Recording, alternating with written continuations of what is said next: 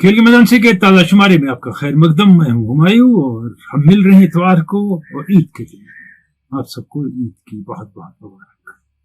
जिस दिन education test खत्म हुआ उस दिन भी हमारी मुलाकात हुई और उस टेस्ट के बारे में बात हो गई कि एक जबरदस्त चेज इंग्लैंड ने किया और उस पर आपने कमेंट्स भी किए, डिस्कस भी किया। और कुछ कमेंट्स यहाँ हैं जो मेल आपने की, उनका भी जवाब दूंगा, वो भी डिस्कस करेंगे। यहाँ ये लगा कि तेज चेज हुआ है। 76-77 ओवर में अगर टीम 378-79 रन बना ले तो बहुत फास्ट है। मुझे याद आ रहा है 1984 में वेस्ट इंडीज ने इंग्लैंड के खिलाफ चेज किया था और उनको बनाने थे 342 रन और उन्हें 66 ओवर में बनाए थे। सिर्फ एक खिलाड़ी आउट हुआ था और उसमें से 214 नॉट आउट ग्रीनिज ने बनाए थे, जो आज तक का विनिंग चेज का हाईएस्ट स्कोर है। और चेज में हाईएस्ट स्कोर किसका है? मैच ड्रॉ हो गया, सनी गावस्कर ओवल में 220 रन। और आगे बढ़ेंगे हम प्रोग्राम में। पहले बड़ी एक अहम खबर जो विंबलडन से आती है कि राफेल नडाल अपना सेमीफाइनल फोरफिट करते हैं।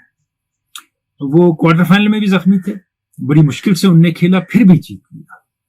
लेकिन उनके कैलिबर का प्लेयर, नेवर से डाई वाला प्लेयर जब कहे कि मैं नहीं खेल सकता हूं, यानी वो सीरियसली इंजर्ड है। और खवातीन के फाइनल में उनसे जबेर जो फाइनल में पहुंची टूनिसिया की है, पहली अरब और मुस्लिम वुमेन है, ये रिमार्केबल अचीवमेंट। और क्योंकि टूनिसिया में टेनिस खेली जाती है, ठीक ठाक प्लेयर कभी कभी प्रोड्यूस करते हैं, लेकिन इस कैलिबर का कि विंबलडन के फाइनल में पहुंचे, ये एक अहम बात है अफ्रीकन नेशंस के लिए, बहुत बड़ी बात है उनके लिए। ऑस्ट्रेलिया के करियोस हार्ड हिटिंग प्लेयर हैं, लंबे तकड़े हैं और थोड़े आप कहेंगे कि एक्सेंट्रिक है।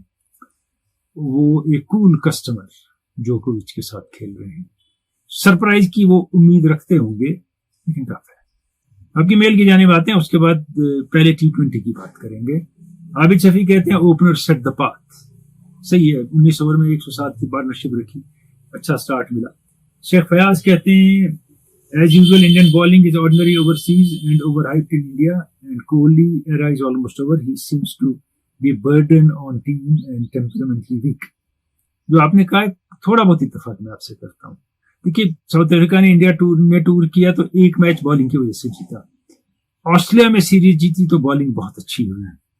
इंग्लैंड में इस सीरीज में 2-1 से लीड कर रहे थे बॉलिंग की वजह से, बैटिंग की वजह से।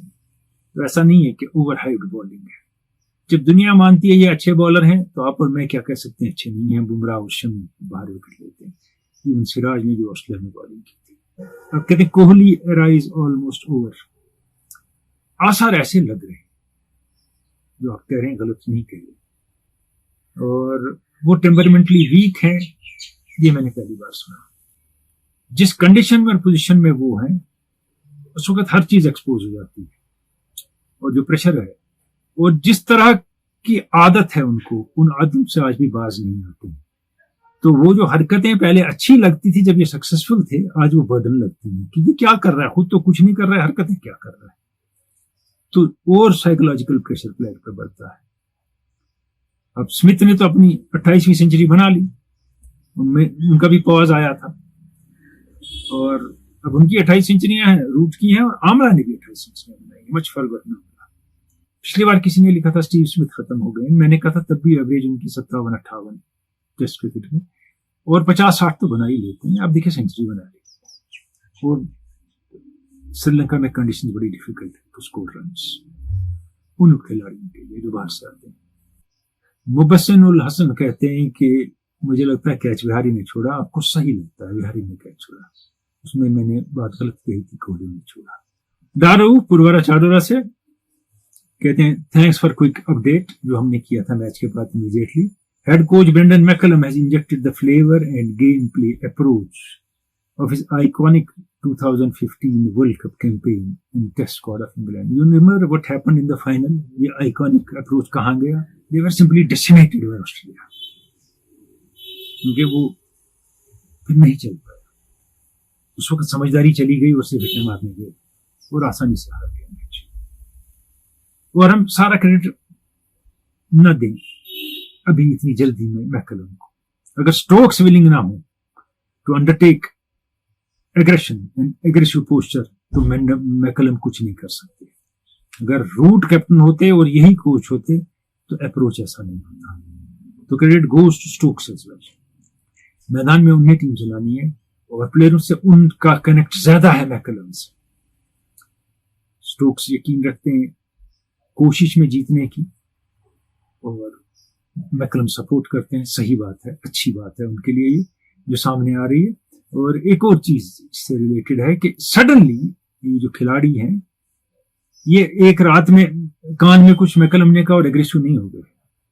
इनमें एग्रेशन था, to play hard cricket temperament था जो रूट ने और मैनेजमेंट ने कर्व किया था। Defensive first, safety first approach से अब वो अप्रोच नहीं रहा। जेके स्टूडेंट्स है ग्रुप कहते हैं एनिमेशन शुरू में अच्छी नहीं लगती है, होनी नहीं चाहिए। ये आपकी राय। और कहते हैं बहुत और ऑप्शन है, आप वो यूज करें। देखिए मैं सोच समझ के करता हूँ जो करता हूँ। हो सकता है कुछ तब्दीली लानी, उसके लिए शुक्रिया आपके सजेशन के लिए।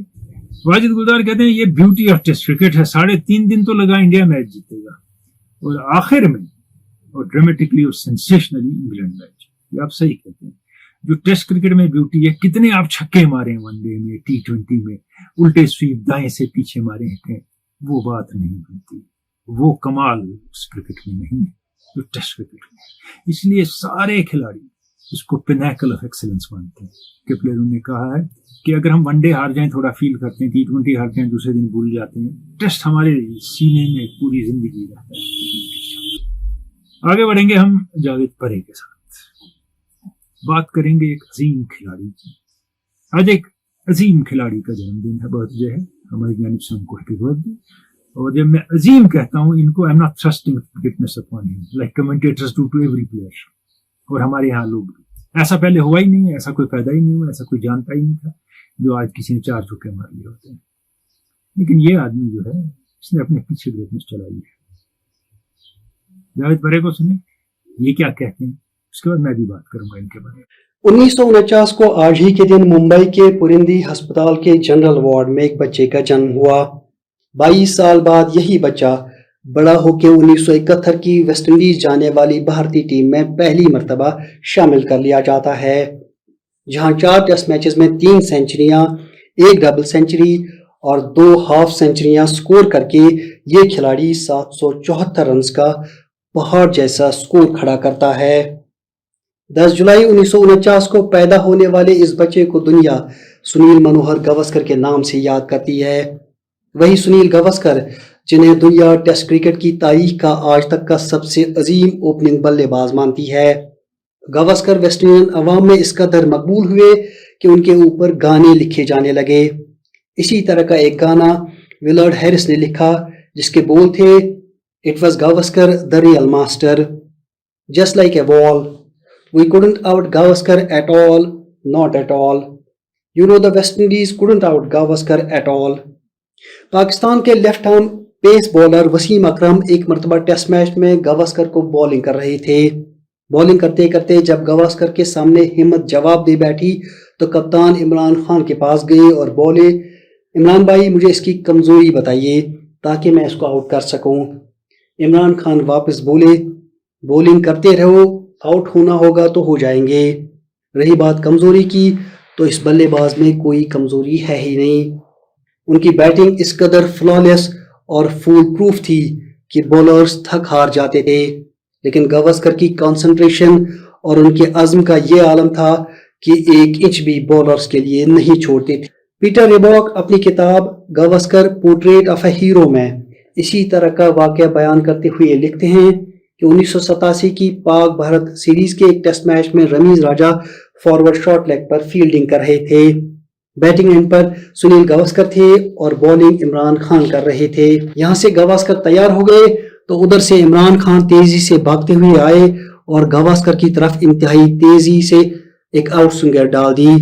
गावस्कर बॉल को आखिरी वक्त तक देखते रहे, बल्ले को गेंद की लाइन से अलग कर दिया और उसे विकेट कीपर की तरफ जाने दिया। इमरान खान रमीज राजा की तरफ लपके और बोले, देखो और सीखो ओपनिंग बल्लेबाजी कैसे करते हैं। गावस्कर के बचपन के क्रिकेट के बारे में उनके स्कूलमेट और मुंबई के साबिक रणजी ट्रॉफी कप्तान मिलिंद रैगी कहते हैं, जब हम खेलते थे तो गावस्कर एक एक दो दो घंटे बैटिंग करते थे, वो तो आउट ही नहीं होते।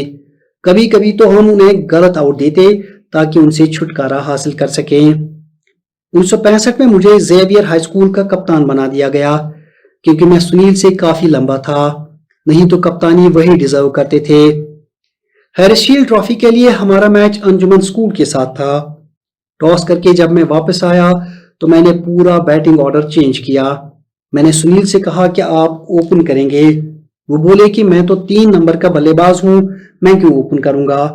मैंने कहा ये कप्तान की हिदायत हैं। वो दिन और आज का दिन सुनील गावस्कर ओपनिंग बल्लेबाज क्या बने कि सारे ओपनर्स के लिए मिसाल बन गए। 1966 में वो साल के बेस्ट स्कूल बॉय क्रिकेटर करार पाए। उस सीजन में उन्होंने कुछ बड़ी बड़ी और लंबी लंबी इनिंग्स खेली। रणजी ट्रॉफी में सुनील गावस्कर के डेब्यू के बारे में मनोज रागी कहते हैं, अजीत वाडेकर को सुबह नेट में बॉल लगी और उनका फ्रैक्चर हो गया। गावस्कर को क्योंकि खेलने की उम्मीद ही नहीं थी, इसलिए उन्होंने अपना किट भी नहीं लाया था। बहरहाल गावस्कर को फाइनल 11 में शामिल कर दिया गया। उन्होंने वाडेकर के पैड्स पहने और बैट किसी और का लिया, लेकिन मैच में 0 पर आउट हुए। ताहम अगली मैच में सेंचुरी स्कोर की। अजीत वाडेकर कहते हैं, मैं डोमेस्टिक और क्लब क्रिकेट में देख रहा था कि गावस्कर किस कदर महान खिलाड़ी हैं। मैंने सिलेक्शन कमेटी के चेयरमैन विजय मर्चेंट के ऑफिस में जाकर उनसे बात की। उनको भी लगा कि इस लड़के में बड़ा पोटेंशियल है, और इससे पहले तो गावस्कर ने काफी रन्स भी स्कोर किए थे। गावस्कर की मेहनत और हमारी बात रंग लाई और उन्हें 1971 के वेस्टइंडीज दौरे के लिए भारतीय टीम में चुन लिया गया। 70 और 80 की दहाई में दुनिया भर में फास्ट बॉलिंग अपने पूरे जोबन पर हुआ करती थी। इतने तेज और खतरनाक बॉलर्स एक साथ क्रिकेट दुनिया ने इससे पहले नहीं देखे थे और शायद कभी नहीं देखेगी। ऑस्ट्रेलिया के पास जेफ टॉमसन और डेनिस लिली, इंग्लैंड के पास बॉब वेल्स और इयन बोथम, पाकिस्तान के पास सरफराज नवाज और इमरान खान, न्यूजीलैंड के पास रिचर्ड हेडली, और तो और वेस्टइंडीज के पास एक से बढ़कर एक तेज तरार फास्ट बॉलर। उनकी टीम में 7 से 8 बड़े खौफनाक फास्ट बॉलर्स होते थे, जिनमें 4 को खेलना ही खेलना होता था। कीर्ति आजाद कहते हैं कि ऐसे फास्ट बॉलर्स थे कि एक 90 मील की रफ्तार से जाता था तो दूसरा आता था, दूसरा जाता था तो तीसरा आता था। आपको रिलैक्स करने का पल भर भी मौका नहीं मिलता था। फिर फास्ट बॉलर्स को पूरी आजादी थी। ओवर में 6 की 6 गेंदें बाउंसर मारे, कोई कदगन नहीं। उसी एरा में बिना हेलमेट के और बिना मौजूदा दौर के इक्विपमेंट्स के 34 सेंचुरियां स्कोर करना, और उनमें से 13 उस टीम के खिलाफ जिसको सिया आंधी कहा जाता था, गावस्कर की अजमत को दर्शाता है। पाकिस्तान के इंजमामुल हक सुनील गावस्कर को खराज तहसीन पेश करते हुए कहते हैं, सुनील गावस्कर पहले खिलाड़ी हैं जिन्होंने टेस्ट क्रिकेट में 10,000 से ज्यादा रन स्कोर किए। ये उन्होंने दूसरे क्रिकेटर्स के लिए एक टारगेट सेट किया और दिखा दिया कि 10,000 रन स्कोर किए जा सकते हैं। उनसे पहले तो बड़े बड़े प्लेयर्स आए और गए, लेकिन किसी के 10,000 रन नहीं हैं। उस जमाने में क्रिकेटर को मुश्किल से 5 या 6 टेस्ट मैचेस साल में खेलने को मिलते थे। अब तो एक टीम 10 से 12 टेस्ट मैचेस आराम से खेलती है। अगर आपकी फॉर्म अच्छी है तो आप सीजन में 1000 से 1500 रन स्कोर कर सकते हैं। इंजमाम जब उस दौर को आज के दौर से कंपेयर करते हैं तो मानते हैं कि गावस्कर के उस दौर के 10,000 रन आज के 15,000 से 16,000 रन हैं। इससे ज्यादा ही हो सकते हैं, कम बिल्कुल नहीं। सुनील गावस्कर ने शादी किसी बड़ी स्पोर्ट्स स्टार या फिल्म सेलिब्रिटी से नहीं की, बल्कि वो अपनी एक ऐसी मद्दा को दिल दे बैठे जो उनसे महज ऑटोग्राफ लेने आई थी। हुआ यूं कि दिल्ली के श्री राम कॉलेज में मार्शलीन नाम की एक लड़की ग्रेजुएशन की पढ़ाई कर रही थी। मार्शलीन यूं तो कानपुर में रहती थी। 1974 में एक दिन मार्शलीन दिल्ली के फिरोज शाह कोटला ग्राउंड में मैच देखने आई। वो स्टेडियम की स्टूडेंट गैलरी में बैठकर मैच देख रही थी। इसी दौरान जब उनकी नजर सुनील गावस्कर पर पड़ी तो वो उनका ऑटोग्राफ लेने चली गई। मार्शलीन तो बस ऑटोग्राफ ही लेने आई थी, लेकिन गावस्कर उस पहली नजर में मार्शलीन को दिल दे बैठे। मैच के इख्तिताम पर गावस्कर की बेकरारी बढ़ने लगी और वो मार्शलीन के बारे में पता लगाने में जुट गए। और जैसे ही उन्हें पता चला कि वो उत्तर प्रदेश के शहर कानपुर की रहने वाली है, तो वो अपने दोस्त अजय गुप्ता के घर कानपुर चले गई और वहां रहकर मार्शलिन के घर का पता लगाया। एड्रेस मिलते ही गावस्कर ने किसी फिल्मी हीरो की तरह उनके घर के चक्कर काटने शुरू किए। वहीं मार्शलिन इन सब बातों से बेखबर थी, लेकिन सुनील गावस्कर मन ही मन में तय कर चुके थे कि उन्हें मार्शलिन को हर हाल में हासिल करना ही है। इसके लिए उन्होंने कानपुर में होने वाले टेस्ट मैच के लिए मार्शलिन की पूरी फैमिली को स्टेडियम में मैच के लिए मदऊ किया। फैमिली आई और मैच के इख्तिताम पर गावस्कर ने उनके सामने शादी का प्रस्ताव रखवाया। मार्शलिन के घर वालों ने बिना देर लगाए इस रिश्ते को फौरन कबूल किया और यूं 13 सितंबर 1974 को सुनील गावस्कर और मार्शलिन शादी के बंधनों में बंधे। अजीम विवियन रिचर्ड्स सुनील गावस्कर के बारे में कहते हैं, He scored 13 test hundreds against West Indies. How can you count them out? You can never count them out. He started that particular era for Sachin's, Sehwag's and all Indian great batsmen to come. To me, he was the godfather as far as the batsmanship is concerned. And because as a West Indian, I have seen him as the best against the best bowling attack in the world. Imran Khan Gavaskar के बारे में कहते हैं, Sunil Manohar Gavaskar is the hardest batsman to dismiss. The best batsman he bowled to.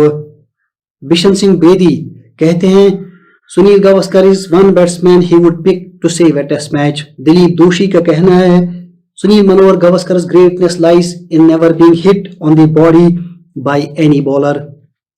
अपनी किताब The Art of Staying Not Out की तमहीद में गावस्कर लिखते हैं, I never gave away my wicket cheaply. For starters, it's all in the head, so work on your mindset. I have spent hours and even days at the wicket. To keep myself occupied while batting, I used to ask myself questions like, why are the final hours called death overs when the match actually comes alive at that stage? How come India made a movie called Border, while Australia never made a movie called Gavaskar? Is cricket the only game named after an insect? When someone disagrees with you, don't argue. Just pretend that you can't hear them because of some rare medical condition. You have got to stand your ground. For instance, every time a bowler screamed, "How's that?" I didn't move. Similarly, if someone pulls up a seat for you, stand your ground and refuse to sit. The waiter might spit in your food, so you go hungry, but at least you took a stance. If you have stuck around for this long, now is the best time to tell you that long-term consistency beats short-term effort. When someone tells you the long and short of something, focus only on the long because short doesn't matter.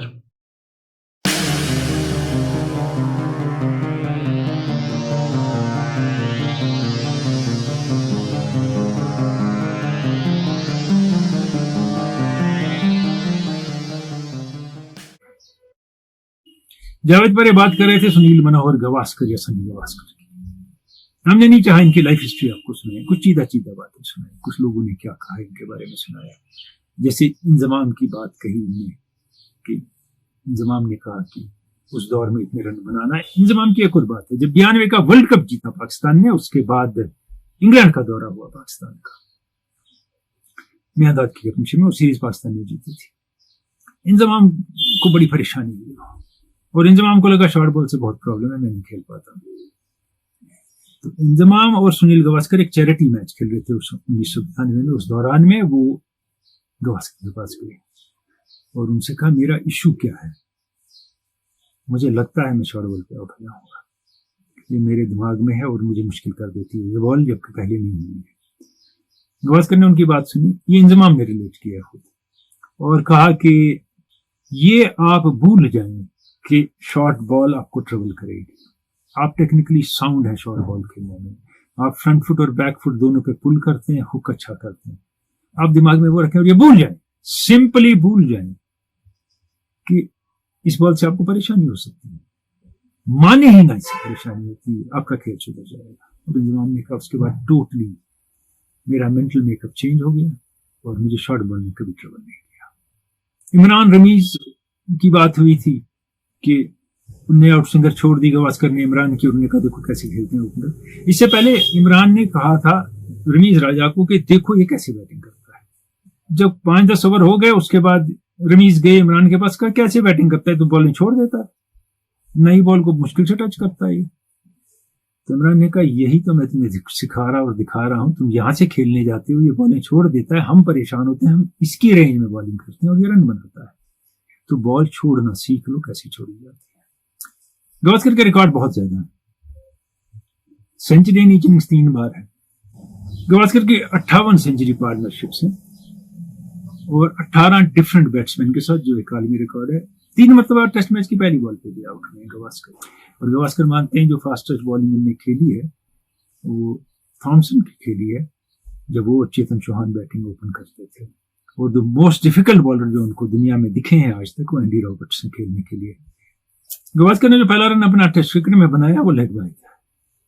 Umpire ने नहीं देखा, उसने इनके नाम पे दे दिया और ये बड़े खुश हो गए कि मुझे ये रन मिल गया। और थोड़ी देर बाद गैरी सोबर्स ने आउटस्टैंडिंग स्लिप फील्डर से उसमें इनका कैच छोड़ा। पीछे दोनों इनिंग में 60s बनाए पहले टेस्ट की। इंडिया ने वो टेस्ट मैच जीता पोर्ट ऑफ स्पेन में, और उसके बाद 774 रन उस सीरीज में। और जहां बहुत अच्छी बातें हैं इनके हिस्से में, उसमें कंट्रोवर्सीज में भी बहुत शामिल है। 1982-83 के रणजी सेमीफाइनल में रघुराम भट्ट एक जबरदस्त लेफ्ट आर्म स्पिनर थे, he was mistreated bye selectors, और उनने 23 रन के 8 विकेट लिए मुंबई के, और मुंबई की टीम 123 रन पे ऑल आउट हो गई चेन्नई स्वामी स्टेडियम में। उसके बाद जब बैटिंग आई तो 470 रन बनाए वहां से कर्नाटक, विकेट बहुत टर्न ले रहा था। और अब जब बारी आई बैटिंग करने की मुंबई की, या बॉम्बे था तब उनकी, तो गावस्कर ने अपने आप को डिमोट किया, ये बैटिंग करनी नहीं है। जब बॉम्बे का स्कोर 139 पे 5 था, वो बैटिंग करने आए। बॉल बहुत टर्न हो रही थी और गावस्कर ने लेफ्ट हैंडेड बैटिंग की। इमेजिन, लेफ्ट हैंडेड बैटिंग की। वो लेफ्ट आर्म स्पिनर थे, बॉल बाहर ले जा रहे थे ताकि इनके बॉल अंदर आए, और खेलते रहे और इनिंग्स डिफीट से अपनी टीम को बचा लिया। 18 रन नॉट आउट बनाए। रघुराम भट्ट ने इस इनिंग में भी जो है 5 विकेट लिए और 200 पे 9 स्कोर हुआ, लेकिन गावस्कर ने इतना टाइम निकाला कि टीम इनिंग्स डिफीट से बच गई, लेफ्ट हैंड खेल गई। ये सिगरेट नहीं पीते हैं, शराब नहीं पीते। बचपन से ये रेसलिंग पसंद करते थे, और मारुति वडार एक रेसलर था, उसकी तस्वीरें और बाकी रेसलर की तस्वीरें कमरे में लगी रहती थी। और अगर आपने दम मारो दम गाना देखा होगा, देवानंद की फिल्म मेरे रामा हरे कृष्णा में, उसमें एक कोने में कहीं एक आदमी खड़ा है, वो सुनील गावस्कर। और मराठी फिल्म सालवी परमाची में इन्हें लीड रोल प्ले किया है, और मालामाल में नसीरुद्दीन शाह की फिल्म में भी बड़ा अहम रोल था, एस गावस्कर थे उसमें। इन्हें एक बड़ा मशहूर और पॉपुलर मराठी गाना भी गाया है। ये जबरदस्त मिमिक्री के लिए माने जाते थे अपनी टीम में। ये फाइनेंशियल असिस्टेंस प्रोवाइड करते हैं स्पोर्ट्स पर्सन को। जब इन्हें चैंप फाउंडेशन शुरू की है, ये को फाउंडर है फ्रेंचाइजी के इंडियन बैडमिंटन लीग के एक्टर नागार्जुन के साथ, जो 2013 में इन्हें शुरू की। इनके फेवरेट एक्टर हैं पॉल न्यूमैन। इनके फेवरेट क्रिकेटर रोहन कन्हाये, जिसके नाम पे अपने बेटे का नाम रखा, जयसिम्हा और गुंडप्पा विश्वनाथ।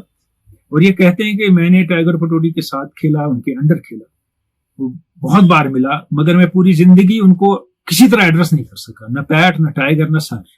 मैं एकदम बात शुरू कर देता था। उस आदमी को देख के इंसान ऐसे दिखता रह जाता था कि मुझे समझ नहीं आता था how to address this great man.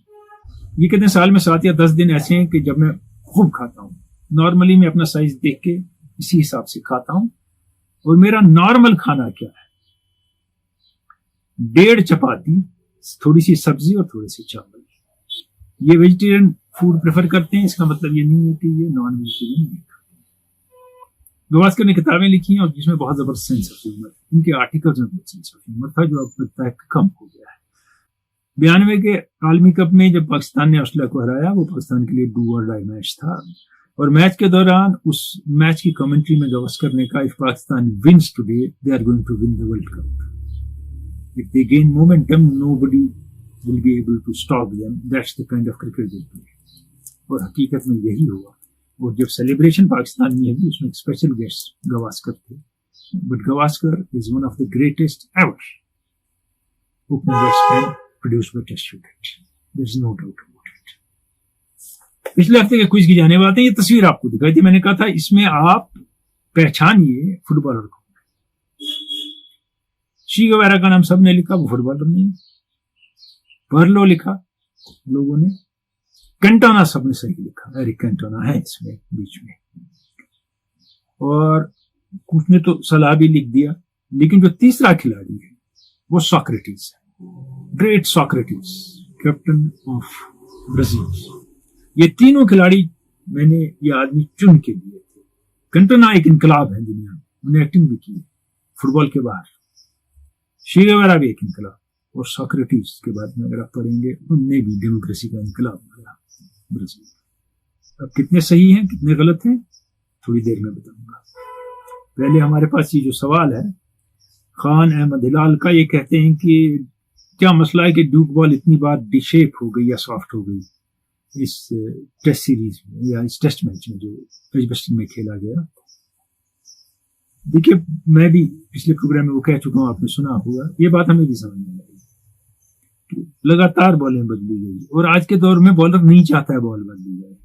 वो एक साइड से रब करके बॉल को एक शेप में लाता है रिवर्स स्विंग के लिए, वो फिर वो रिवर्स स्विंग कर नहीं पाता है। नई बॉल नहीं मिलती है, लेकिन उसकी मर्जी की बॉल तो नहीं मिलती, तकरीबन वैसी मिलती है। पिछले बट कहते हैं इंग्लैंड पहले जो क्रिकेट खेलता था, वेटिंग गेम, डिफेंसिव क्रिकेट खेलते थे, इंतजार करते थे बॉलर क्या करेगा, वो खुद कुछ नहीं करते थे। आज वो ऐसी क्रिकेट खेल रहे हैं जिसमें जो कर रहे हैं वो कर रहे हैं, बॉलर के रहम करम पे नहीं है, और माइंडसेट बदल गया है, और रिजल्ट्स हमारे सामने हैं। और जैसे वो टेस्ट क्रिकेट को अप्रोच कर रहे हैं और खेल रहे हैं, अमेजिंग है। और बेन स्टोक्स ने कहा कि teams will be better than us but not braver than us, ये आजकल भी बाकी टीम है, बहुत सही बात है। और हमारी एजमेंट अभी बेस्ड है सिर्फ इंग्लैंड में जो मैच आ रहे हैं, स्पिनिंग कंडीशन में मैच में वहां नहीं, बाउंसी कंडीशन में वहां नहीं, अभी वेट करना होगा। हाँ, अप्रोच अच्छा है, उन जगहों पे कितना कामयाब रहता है जहां बॉलर इंपॉर्टेंट हो जाते हैं। लोन से यार कहते हैं best analyst of the match by one of the greatest experts of the game, thank you very much, humbled. Sir, Stokes said at the end we were looking for a target of 450 and he take that off. ये approach दिखाता है उनका कि वो डर नहीं रहे थे कि अगर 300 350 के अब क्या होगा, अब कैसे बचाएंगे। ये माइंडसेट है, it's very important. Consistent route, fearless approach by Bairstow helps England to chase easily. This is totally a new breed of cricket. Whatever opponent set the target hardly matters because they have the artist in form of McCallum, how to suppress the opponents. Yeah, but Shafat, मैंने अभी बात की थी, too early to say it, सही बात है, अभी तक ये अप्रोच कामयाब। अगर रीएडजस्ट करना पड़ेगा दूसरी कंडीशंस में, जरूरी ऐसा ही खेले लेकिन एग्रेसिव हुए तो सक्सेसफुल हो सकते हैं, लेकिन देखना पड़ेगा। और आखिरी जो मेल है वाजिद गुलजार का है, कहते हैं masterstroke at the end of segment, जो मैंने वेस्टर्न टेस्ट के बाद किया था, SHQ sir at very best, thank you very much. क्योंकि मैंने जो बात कही फिर लोगों ने वही लिखी, और वो हमारे फेसबुक ग्रुप में भी डाल ली, यहाँ भी लिखी। बहुत सी बातें जो मैं यहाँ कहता हूँ उसके 2 घंटे देखने के बाद या दूसरे दिन लोग वही लिखते हैं कि इसके बारे में क्या ख्याल है। मैंने कहा था IPL की वजह से सीरीज ड्रॉ हो गई, अगर तब भाग के नहीं आते टेस्ट सीरीज छोड़ के, जब इंग्लैंड बिल्कुल ग्राउंडेड था और हारने को तैयार था, तीसरा मैच भी 3-1 सीरीज जीत जाते IPL का माल कमाने के लिए। BCCI ने झूठ बोला, कोविड का बहाना बनाया और आ गए, और अब सीरीज ड्रॉ हो गई, सीरीज जीत नहीं पाए। यही इसके बारे में कह रहे हैं मास्टर स्ट्रोक। बहुत बहुत शुक्रिया आपका वाजिद। यहाँ JKC ने बहुत देर बाद बहुत सही एक्टिविटी की है। अंडर 19 के ग्रुप के जम्मू के मैचेस, यहाँ के मैचेस, फिर फाइनल, फिर अंडर 23 और सीनियर्स का खिलाया है, कोचेज मुकर्रर किए इन टीमों के लिए, इनको बहुत से मैच खिलाए। ये बहुत अच्छा अप्रोच है, बहुत सराहने के लायक कोशिश है। और हम चाहेंगे कि ये जो किस्सा है ये अब 3 दिन के मैच भी ऐसे हों। और ये आपने ठीक किया अमर सिंह क्लब में या वहां शुरू किया है, अब आप डिस्ट्रिक्ट्स में टर्फ बनाने की तरफ भी चलिए, बाकी प्लेयर्स को इक्वल अपॉर्चुनिटी मिले जब वो अमर सिंह क्लब आए, और वो टर्फ से सरप्राइज ना हो जाए और इस बड़े ग्राउंड से। मेरे good beginning, let's hope for the best. अब T20 की तरफ आते हैं। भारत और इंग्लैंड का जो पहला खेला गया, इंडिया ने कुछ क्यों लिया था टेस्ट क्रिकेट की बैटिंग से। किसी मौके पे भी इंडियन बैट्समैन ने हुडा से शुरू करके टेम्पो स्लो होने नहीं दिया, और फिर हार्दिक पांड्या ने तो कमाल किया, 4 विकेट 51 रन और खुल के खेला। और इंग्लैंड ने क्या टीम सेलेक्ट की थी, इससे मुझे भी कंफ्यूजन हुआ। और मिल्स ने जब बॉलिंग अच्छी की, ऑफ के बाहर बाउंस करके बैट्समैन नहीं खेलते थे, फिर वो विकेटों पे आके मिडल और लेग पे क्यों कोशिश करते थे, ये बात समझ नहीं आई। और इंडियन बॉलर्स ने अच्छी बॉलिंग की, और दीप सिंह का डेब्यू बहुत अच्छा रहा। एक तो मेडन ओवर किया, डिसीव किया प्लेयर्स को, और अच्छा क्रिकेट खेला इंडिया ने, no doubt about it. Rohit Sharma form में नजर आई, एक्सटेंड नहीं कर सके इनिंग।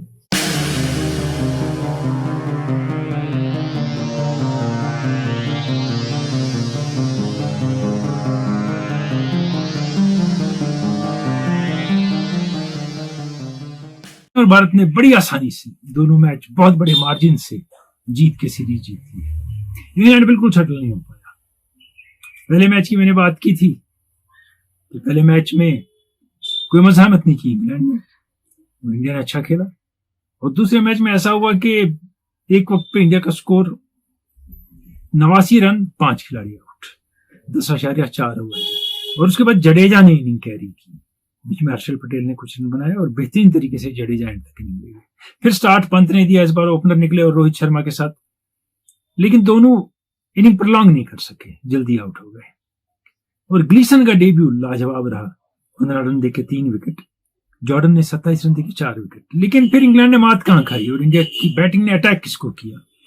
मोइन अली और Parkinson 4 over 46 run, Livingstone 2 over 23 run. तो ये 3 बॉलर जो है, इन्हें 6 ओवरों में अगर आप देखें 69 रन दिए, यहां इंडिया ने स्कोर किया।